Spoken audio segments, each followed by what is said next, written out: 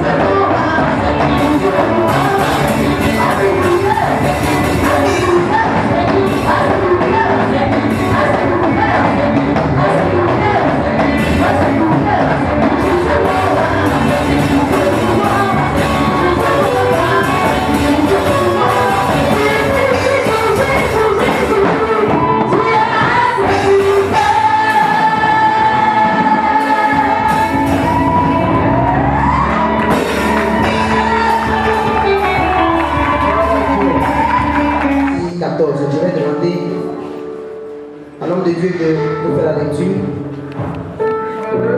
Luc 22, verset 14. Le micro, s'il vous plaît. Je lis la parole du Seigneur. L'heure étant venue, il se mit à table et les apôtres avec lui. Au verset 15. Il leur dit, j'ai désiré vivement manger cette pâte avec vous, avant de souffrir. Au verset 16. Car je vous le dis, je ne la mangerai plus, jusqu'à ce qu'elle soit accomplie dans le royaume de Dieu. Au verset 17.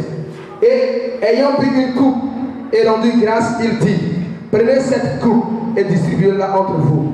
Au verset 18. Car je vous le dis, je ne boirai plus désormais du fruit de la vie, jusqu'à ce que le royaume de Dieu soit venu. Au verset 19. Ensuite, il prit du pain, et après avoir rendu grâce, il le rompit, et le leur donna, en disant, ceci est mon corps, qui est donné pour vous, faites ceci en mémoire de moi. Au verset 20. Il prit de même la coupe, après le souper, et la leur donna en disant, cette coupe est la nouvelle alliance entre mon sang, qui est répandue pour vous. Verset 21. Cependant, voici, la main de celui qui me livre est avec moi à cette table. Au verset 22. Le Fils de l'homme s'en va selon ce qu'il a déterminé. Mais malheur à l'homme par qui il est livré. Au verset 23. Et ils commençaient à se demander les uns aux autres, qui était celui d'entre eux qui ferait cela. Au verset 24. Il s'éleva aussi parmi les apôtres une contestation. Lequel d'entre eux devait être estimé le plus grand? On va s'arrêter là. Amen. Nous allons prendre le livre de 1 Corinthiens. 1 Corinthiens 11.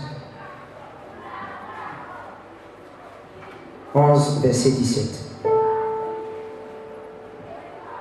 1 Corinthiens 11, verset 17.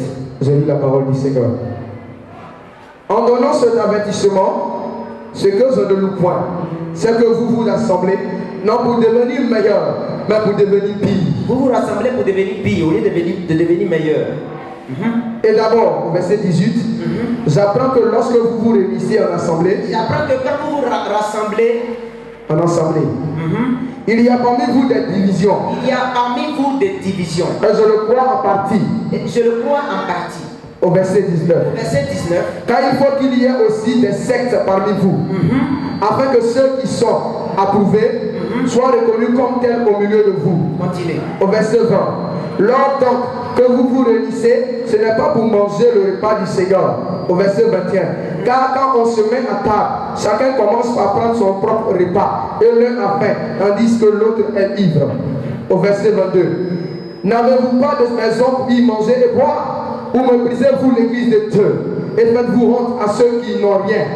Que vous dirai-je, vous louerai-je? En cela je ne vous loue point. Au verset 23. Car j'ai reçu du Seigneur ce que je vous ai enseigné. J'ai reçu du Seigneur une tradition. C'est ce que le Seigneur Jésus, dans la nuit où il fut livré, prit du pain. Et après avoir rendu grâce, le rompit et dit, il le rompit et dit, et il a dit, ceci est mon corps, ceci est mon corps qui est rompu pour vous. qui est rompu pour vous. Faites ceci en mémoire de moi. À chaque fois que vous romperez, n'est-ce pas, le pain, cela sera fait en mémoire de moi. Au verset 25.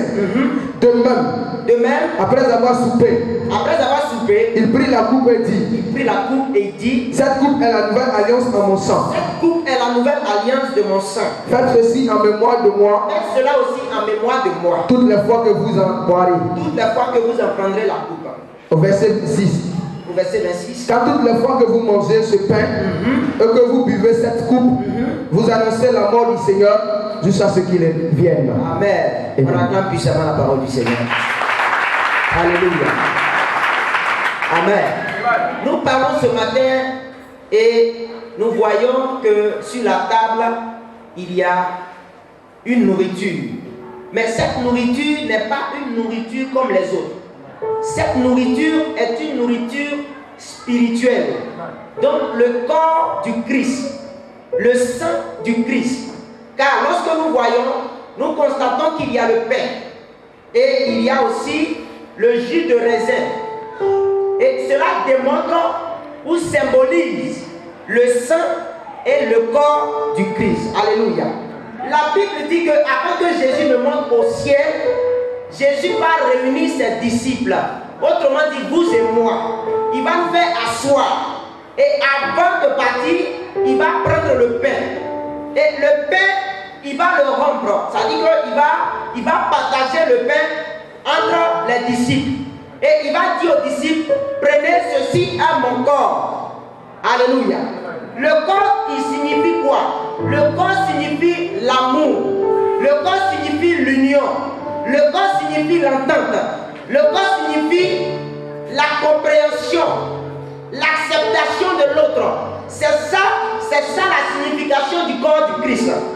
Et le sang maintenant, c'est quoi? Le sang, c'est la coupe de la bénédiction. Lorsqu'on prend le sang, on a la liberté. Lorsque tu as le sang de l'agneau, tu as la vie éternelle. Lorsque tu as le sang, tu as la paix, tu as la joie. Alléluia.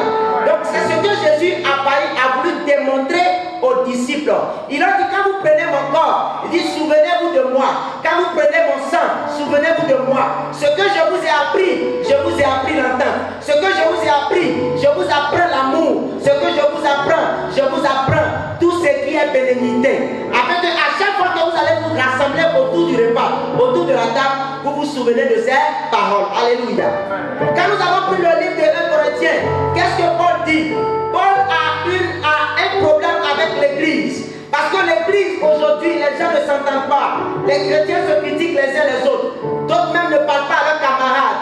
Il y a toutes ces choses dans l'église. Mais nous sommes à l'église. Parfois, quand on dit il y a la Sainte-Seine, les gens se lèvent et ils viennent et ils prennent. Alors qu'eux-mêmes, ils ont un problème de conscience. Ils doivent d'abord régler leur problème de conscience avant de toucher le repas du Seigneur. Alléluia. Il ne doit pas avoir la discorde au milieu de nous. Il ne doit pas avoir la désunion au milieu de nous. Il faut que nous soyons un. Et c'est quand on est un qu'on peut s'asseoir autour du même table. Alléluia. Est-ce que tu peux t'asseoir à la table de quelqu'un qui est ton ennemi? Je ne pense pas. Quand on s'assoit tous autour de la même table, c'est-à-dire qu'on parle une seule langue, on parle une seule parole, on est un. Alléluia. C'est ce que Paul a voulu démontrer à l'église de Corinthe. Paul nous dit, il faut que nous soyons caractérisés par l'amour. Il faut que nous soyons caractérisés par les valeurs. Les valeurs bibliques. Les valeurs de la parole de Dieu. Il faut que nous partagions toutes ces choses. C'est à partir de ce moment que nous serons dignes de prendre le repas du Seigneur. Alléluia. Celui qui est son frère, celui qui est sa soeur, celui qui envie son frère, celui qui envie sa soeur, il se fait coupable lui-même. Et ainsi, il prend le repas du Seigneur, cela retourne en condamnation contre lui. C'est pourquoi nous devons apprendre à être unis. Nous devons apprendre à être un. C'est quand nous serons un que véritablement la Sainte Seine prendra sa forme. Alléluia. Amen. Il faut qu'on soit un. Et si on a le corps du Christ, c'est-à-dire en partageant le pain, nous sommes un. Car quand vous prenez le corps humain, il a les bras, il a le ventre, il a la tête, il y a des yeux, il y a le nez, il y a les pieds. Mais le ventre, ou j'allais dire le pied, ne va jamais se plaindre parce que le pied va à chaque fois chercher la nourriture pour donner au ventre. Le pied va chercher, le ventre prend pour pouvoir nourrir tout l'organisme. Alléluia. Donc personne ne se plaint du travail que fait son ami. Amen. Il faut que nous soyons un. C'est ça la Sainte Seine. La Bible dit que Jésus les a réunis autour de la table. Et il a dit à chaque fois que vous prendrez ceci, souvenez-vous de moi. Souvenez-vous de ces paroles que je vous annonce. Il dit, je ne prendrai plus de vin, je ne prendrai plus de repas avec vous jusqu'à ce que le royaume de Dieu soit rétabli. Je ne prendrai plus de nourriture avec vous jusqu'à ce que le royaume de Dieu soit rétabli. Alléluia. Ce matin, chacun va rentrer en lui-même. Même si tu as commis un péché, même si tu vis mal, quel que soit ce que tu as fait, mets ça aujourd'hui, là, ce matin, sur le compte du passé. Parce que Jésus est capable, lui, par son sang, de te laver, capable de te purifier. Et si tu es prêt ce matin à délaisser ton péché, même si tu ne parles pas avec ton frère, même si tu as eu un problème avec quelqu'un, si ce matin tu dis, je décide d'aller vers mon frère, je décide d'aller vers ma soeur, je décide d'aller vers ceci, vers cela, Jésus est capable de te pardonner. Et ainsi, quand tu prendras la Sainte Seine, quand tu prendras le corps, quand tu prendras la coupe, tu ne te feras pas coupable, mais tu seras justifié. Alléluia. Est-ce que tu as compris la parole du Seigneur ce matin? Acclame puissamment Jésus. Acclame puissamment Jésus. Amen. Nous sommes des pécheurs, mais qui nous justifie? C'est Christ qui nous justifie. En quoi faisant? En nous donnant son sang, en nous donnant sa vie pour que nous soyons justifiés.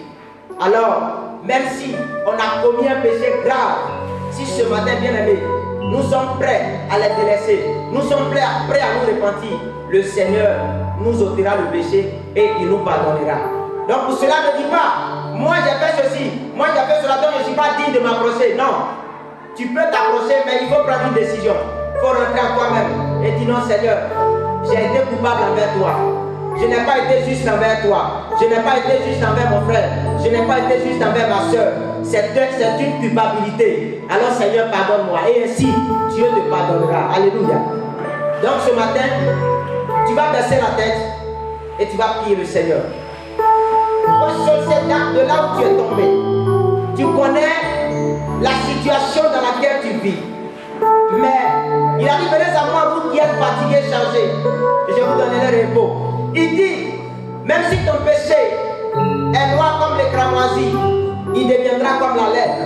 Même s'il est rouge comme une coupe, il sera comme la laine. Ce matin, tu vas t'approcher de la table du Seigneur et tu vas consommer cette nourriture. Cette nourriture est capable de te donner la paix. Cette nourriture est capable de te donner la joie. Cette nourriture est capable de pouvoir te justifier de là où tu es. Parle maintenant à ton Dieu. Parle maintenant à ton Dieu. Parle maintenant à ton Dieu. Dis Seigneur, relève-moi de mon péché. Relève-moi de là où je suis tombé. Car je veux maintenant ce matin que tu me repositionnes. Je veux ce matin me souvenir de toi. Je veux ce matin me souvenir du sacrifice que tu as fait sur la croix pour moi. Seigneur Jésus, la jalousie, les querelles, toutes les choses ne viennent pas de toi. Cela va tomber ce matin. Seigneur Jésus, voici ton peuple. Oh notre Dieu, la Bible déclare que tous ont péché et sont privés de la gloire de Dieu. Éternel des armées, nous ne sommes pas dignes de nous présenter ta présence. Mais Seigneur, c'est toi qui as les clés du pardon. C'est toi qui as les clés de la justice. C'est toi qui as les clés au nom de Dieu de tout ce qui est comme bonté. C'est pourquoi nous venons nous présenter devant ta majesté, devant ta sainteté, afin que Jésus, tu portes notre péché pour que nous soyons agréables à tes yeux ce matin. Merci Seigneur, parce que nous croyons que tu le fais à cause de ta fidélité. Au nom de Jésus. Amen. Amen. On acclame le Seigneur Jésus. Lève-toi maintenant. Lève-toi maintenant. Comme un homme. Comme un héros. Et commence à t'approcher de la table du Seigneur. Oui, venez. Venez à Christ. Car il est capable de vous laver. Venez à lui. Ne doute pas. Ne dis pas que j'ai fait ceci, j'ai fait cela. Est-ce que ce n'est pas un péché? Si tu le dis, c'est que tu n'es pas prêt à te repentir. Mais si tu es prévenablement prêt à te repentir, rentrez à toi-même. Je crois que le Seigneur est capable de faire de toi une nouvelle être. De faire de toi une nouvelle personne. Oh Jésus. Tu nous aimes, mais nous ne savons pas pourquoi.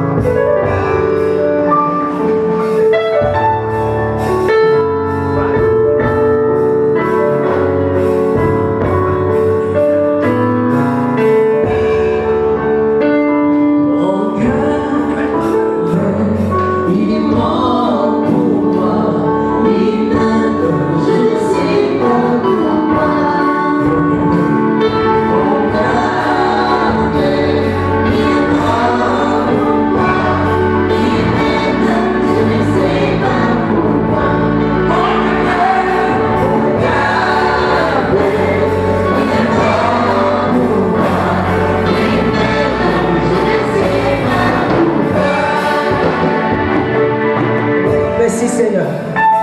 Nous voulons glorifier Jésus ton nom. Merci Jésus. Croyons que ce que ton peuple a consommé ce matin, Jésus, cela purifie leur corps. Cela purifie leurs âmes.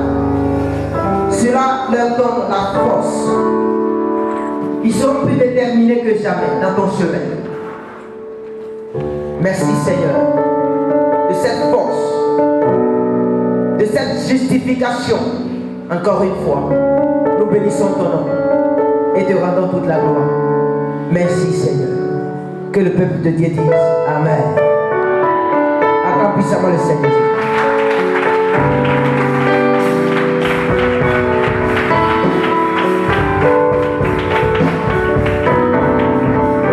Alléluia. Gloire à Dieu. Je crois que ce matin, quelqu'un... Seigneur, notre Dieu, ta parole est vraiment vie et que nous devons la serrer dans notre cœur pour avoir la vie. Seigneur Jésus-Christ de Nazareth, si nous sommes assemblés ici ce matin, c'est parce que nous avons besoin de ton amour. Et que Seigneur, nous sommes assemblés pour t'adorer. Et nous croyons que lorsque nous sommes assemblés, tu es au milieu de nous. Parce que ta parole déclare que lorsque deux ou trois sont assemblés en ton nom, tu es présent. Viens et bénis la vie de ton peuple ce matin. Au nom de Jésus-Christ de Nazareth. Amen. Nous acclamons le roi des rois, le Seigneur Jésus-Christ de Nazareth de ce matin.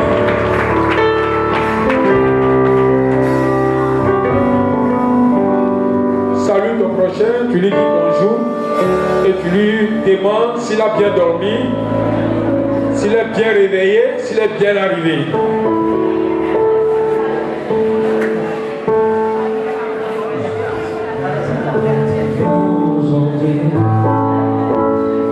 Je suis content aujourd'hui,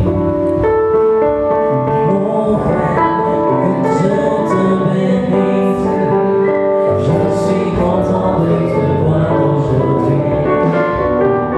Je suis content de te voir aujourd'hui. Je suis content de te voir aujourd'hui. Mon frère, que Dieu te bénisse. Je suis content de te voir aujourd'hui. Oui, mon frère,